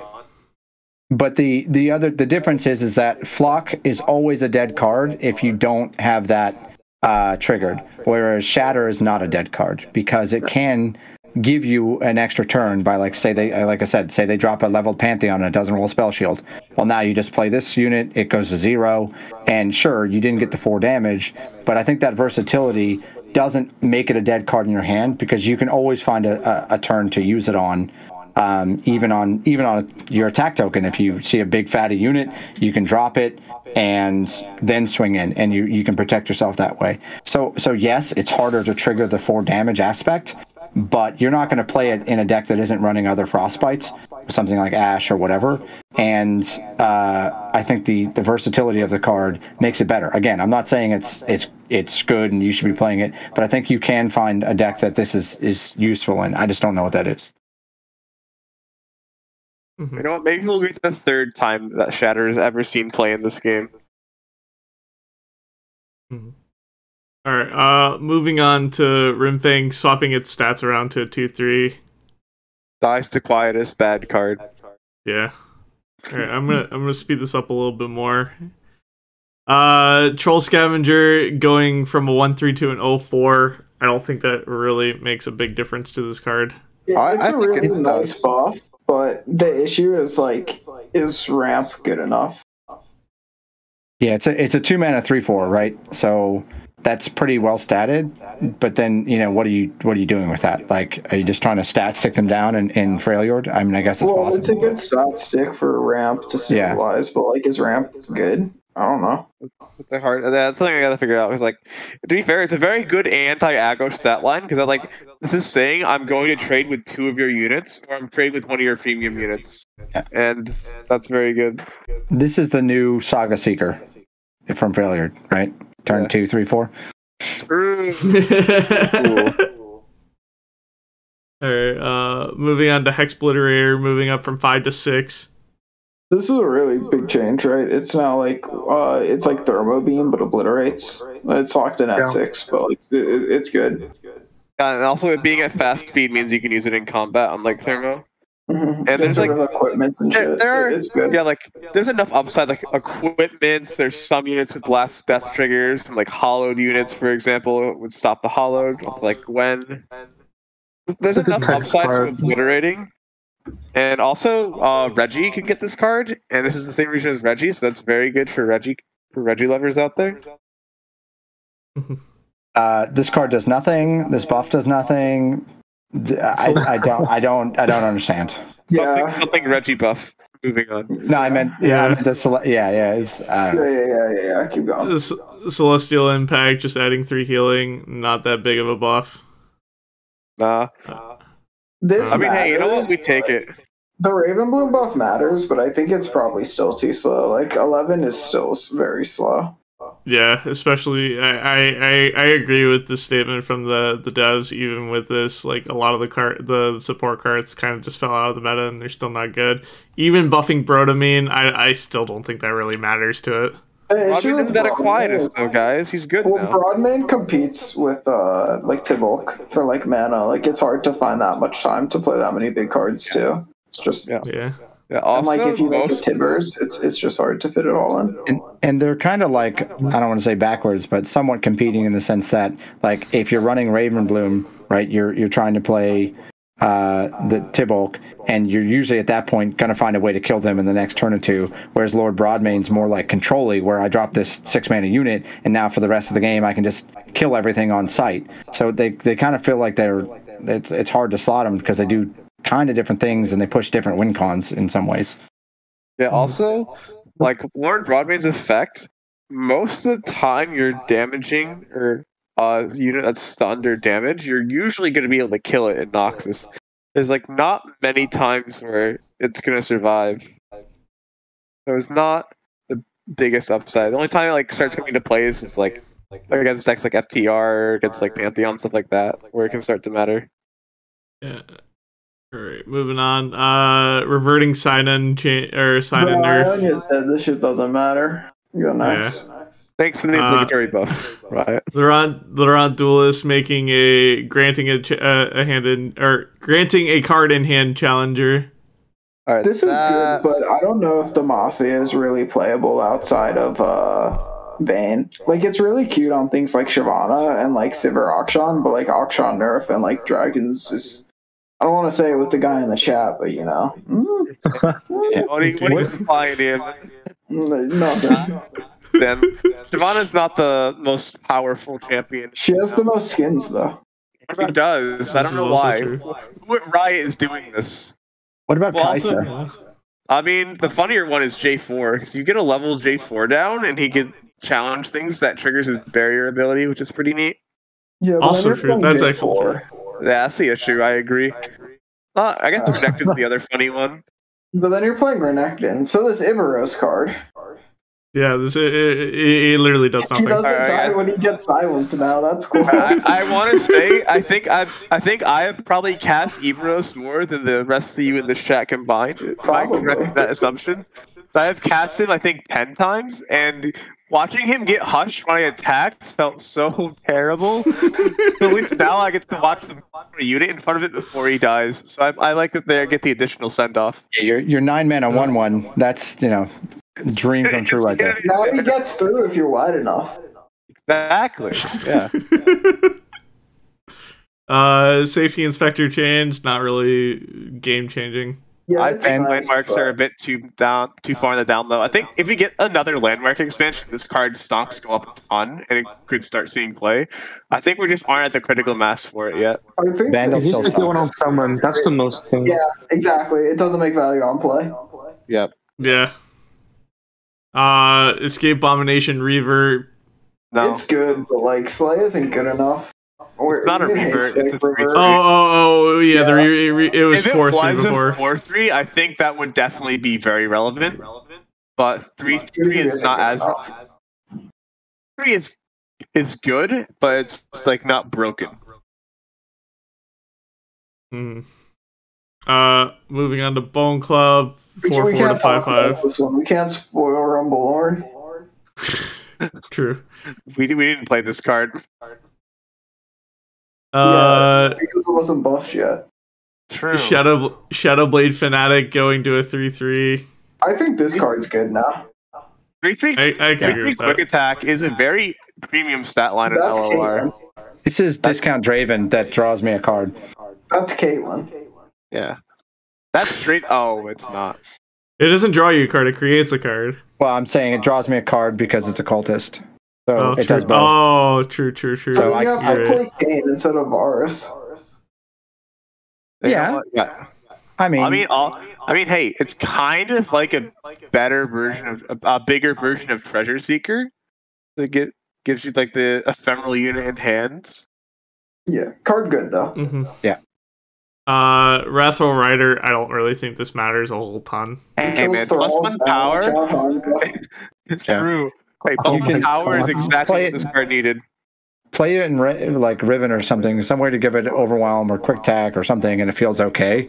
But it's still a 3 health unit for 5 mana, and that's pretty scary. Yeah, look, Yeah. Hanzo has 9 Thralls in his deck. I have 3 Wrathful Riders, 3 Disintegrates, and 3 Scorched Earth. How does he win? I'll still find a way. Always find a way. Frostbite is a fake card that does not exist. Alright.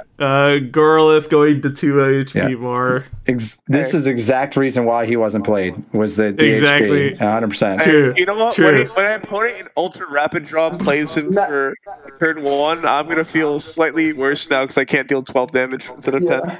It's gonna be so much harder to OTK people on turn 1 and Ultra Rapid Draw, dude. This is such a Like I was seriously hoping they were, when I saw this change, I'm like, are they going to make him 8 mana, and then I can get him off of a timeline? That'd be super cool. But it Oh, didn't happen. God. All I'm saying is no. we have to keep the tradition of Namazu having half of the 9 cost followers in the game. based. Good. Why does Namazu have half of the 9 cost followers in the game, dude? They don't even have a good way to get to them. Oh, yeah. Alright, moving on to Dusk Rider. Dusk Rider change, not really relevant. Does nothing. Hey, Exactly. It's a good change, but like you're not It's a gonna good make change that now. this card. You can't But slot this it. card So, gets yeah, no. generated enough that it's like still solid. Hey, it's a buff Right. to unspeakable horror. We take those. Exactly. Yeah. Yep. Yeah. Yep. Reaver's Row, that's actually kind of huge. Curse into Talia, but I think The Aikado streak continues. Like they legit watch his stream and buff and nerf based on what he's playing for sure. Yeah. only the landmarks though. Spirit Unleashed is actually massive.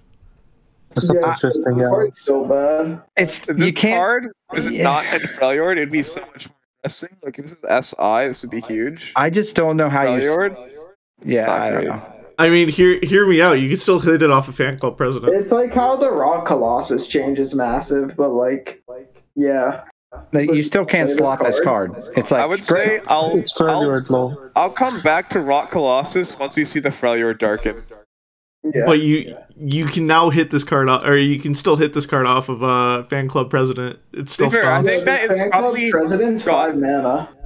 I think, to be fair, I think that probably has gone up a tier on the fan club tier list, where it was like D tier, now it's C tier. Yeah, I Yeah. still don't think you pick it in most locations unless you're against like something like aggro or whatever. Or like, if you're against a Quietus deck and you want to put your champions that are range of Quietus, now that's an option. There you go. Also true. It's broken. All right. Rock Colossus created copy now costs 4. Huge buff, still not good. Yep. Yeah. Yeah. Dark and Ballista no longer doing damage on equip is huge. That wasn't the issue with this card. It's Yeah. backside, so. It's again, it's like thanks. That's a great buff, but that's not the reason it wasn't played. Yeah, I mean, it's Like, the backside of Darken doesn't do what the front side of Darken wants to do, so it's like Right. very conflicting. I would The front side love wants to have. be very aggressive, and then the other one wants to be very slow and controlling. Yeah, It's very it's different. it's just like the whole point of playing these Tarkin weapons is they're typically good for the deck. You can play them as weapons and they generate value, and then at the they consist with that value with I can drop this unit. I'm never playing this unit. This unit is awful. Like, why would you ever play this unit? I just don't get it. I mean, spend 8 mana for 5 something overwhelm. Like, who cares? Like, I don't know. Also, it actually suffers from the Noxus weapon actually being really good, because the Noxus weapon for just 1 more mana also gives overwhelm, which is insane. Like, why would I want to play +2 power when I can get +2 power and Like, overwhelm? If this was like a 1 mana +2 that like when I attack it does 1 damage to the Nexus or something, absolutely. Like something like that would actually make it useful. Whereas this is why like, is it Legion Saboteur and equipment? That's what I'm saying. yeah, I agree. I'm just saying that it just doesn't do enough. Like, I'd love to have +2 attack on turn 2 or turn 3 or whatever, and I can cycle that for 1 mana. That's amazing in Noxus aggro, but the backside of it just not worth it. Honestly, I think what you said, like, Seven said, like, you're giving +2 and doing that, like, giving +1 power and Savotex would probably make this card better. And also make it seem more like a ballista, because, you're, like, firing off. Exactly, it fits with the name. Whereas, like, the 8 mana unit is like, I'm a 5 attack, and doesn't it target the strongest unit, or is it the weakest? Strongest. It's the strongest. So it's like half the time you may not even be able to actually like kill it, and so it's 8 mana do nothing. Mm-hmm. Speaking of do nothing, the Pathless Ancient. Yeah, True. Oh my god. Speaking it's a- of do nothing, Void Speaker. it's both of these cards. Will Yeah, I not can be keep played. going Yeah. on this bit if you want to keep Yeah. rolling. Yo, wait, this one might do something if Lulu Jinx is good. Do you think that the Harpoon is? I mean, I guess having the ability to generate a card that discards is important, but It's like, good in like Lulu decks. yeah, Okay. because you can clear a blocker as well. Yeah. Because it's like flexible and it can create Yeah. a work, right? Because like it uses a harpoon sometimes and it uses the Refrain. sometimes well. Yeah, I think in the cases where you want to use the Tellstones, it's probably better. It's more aligned with like Bando wants to use this card, whereas Keeper's Verdict, you're never playing it to like play to have an option for Keeper's Verdict, right? Yeah, there's So- at least a deck that wants to use 2 of these cards, right? Right. Like, Exactly, With Keeper's Verdict, it was like you never wanted to use it. Yeah. Yeah. Keepers and the other one, right? Yeah. Yeah, I think that's a good change, because like also like with the Lulu Jinx, Yordle Contraption, you don't feel terrible about casting it. Like, you top deck it, it's not bad because you can just play 5 mana, draw 2. Yeah, in some cases it can be what you need, like especially late in the game to refill, or or something along those lines. So I think overall I like it better than the Keeper's Verdict. So Yeah.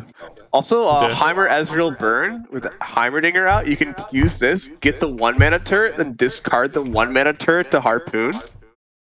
True. yeah, I just wish Harpoon went face. Like that would be really I mean, good. it does. No, it's only to a unit. It does 2 to a unit and to face. Oh yeah, you're right. Yeah. Yeah, it does. And with it, and with it, I'm definitely way higher on this card than I was earlier, because I was sitting there going like, it does 2 to a unit. I guess that's okay. Clears a blocker, but yeah, 2 to face is big then for sure. And with it does 2 to a unit and to face. yeah, with Ezreal, you're doing 4 to face. Yeah. All right. Moving on to skins, we got Spirit Blossom Ari, Evelyn, Kindred. Yi, Timo, and Yasuo.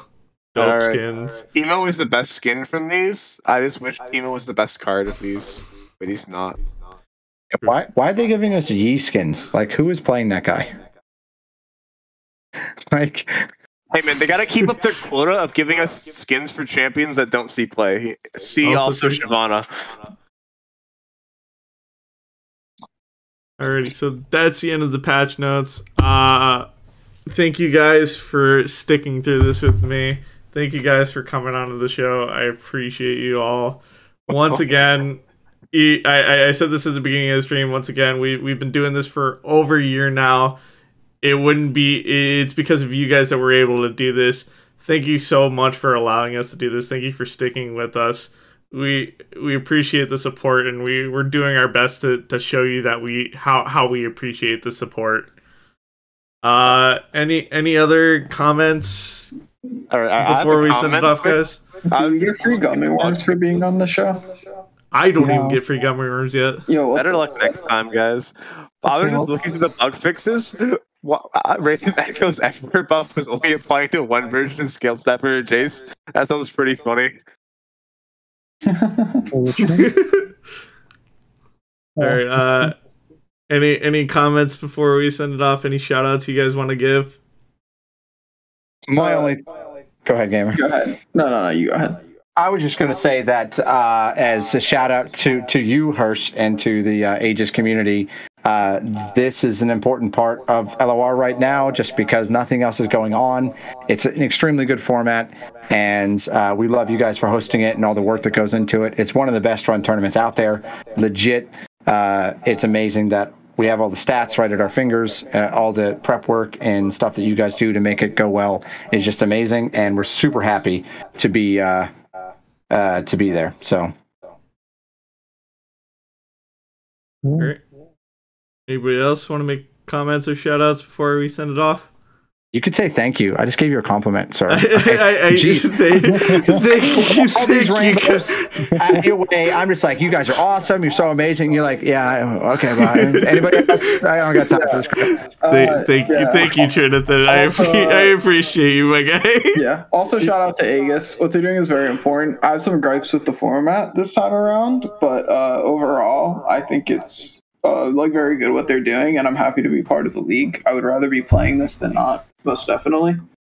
And then, shout out to all of the Red Pup guys and just like anyone I interact with in the community. Like the entire Runeterra community is pretty cool. Thank you. Are you crying right now, Hirsch? Oh my god. No, I'm just yawning. I think he's crying. Yeah, I promised myself I wouldn't cry on stream. Yeah. No, but I got a shout out. So bad. What? Dragon, you go first. What? So I gotta give a shout out to Hirsch's acting coach. That was pretty believable. 10 out of 10. Yeah, it's like I have a degree in acting or something wild. Basically. Oh, he had a degree in acting, and that cry was so fake. Like, what? Average. I paid $30,000 for this degree, and that it better come in handy. Piece of paper, OP. Yeah, for real. Karen, any final remarks, shout outs you want to give? Shout out to. Oh, wow. Dragon just interrupted me like that. I'm sorry. I'm gonna go play. No, it's okay. I'm done. I'm over. We're not friends anymore. Okay. Shout out to Riot for nerfing balls. Yeah, base. Whoa. Okay, hold up there, buddy. That was literally across the line. Now I'm so mad. Oh god. They announced your deck was dying. It's okay. The victim of this patch is Cup, man. I feel bad for him. They just murdered Rally like that. True. For real, anybody you want to shout out before we set it off, Cameron? Yeah, shout out to you and Red and coming to the entire Aegis team for putting it up because it's really important while the actual Riot lower team's doing nothing. Lol. Yeah. Aegis cares more about the game than Riot. One thing I do want to plug before we leave is we now have Twitch emotes. We have brought back the classics, and there are more to come. We have brought back Glocky Stick from Runeterra Tennis Academy's old logo that Red was playing around with. We made a new emote called Cringe Lord President. It is fan club president holding up a sign that says cringe. And then we have Aegis Decimate, the big card that everybody loves that didn't deserve to be nerfed. Decimate. Man. You can have these emotes and more on the way by just subscribing to our Twitch channel. It helps us. All the money that we get off of Twitch, it goes back into the community. It goes back into funding our tournaments as well, and it helps pay for production costs and everything. So it's not like we're taking any of this money. It's going straight back into the community. I hope it goes into more emotes. Yeah. Eventually down the line. Thank you for the subscription, Monty. Monty. All right. With that said, once again, thank you guys so much for coming on. I appreciate you so much. We will be back next week, I believe at the same time, and I think Red is going to be hosting this one as far as I know, unless he asks me to do it again. We will be doing the other groups that we missed. The following week after that, we will be doing our EMEA recap show as well. So stay tuned for that. Stay tuned. Join us on the Discord server to find out more information on that. With that, once again, thank you guys so much. Thank you to the community for all your support. We love you guys. You guys are awesome. You guys have a fantastic night. And we'll catch you on Friday for week 4 of AM. Yeah, let's go. And bye, everyone. Do you know where Red has to step in? That crowd was too big. Red has to step in.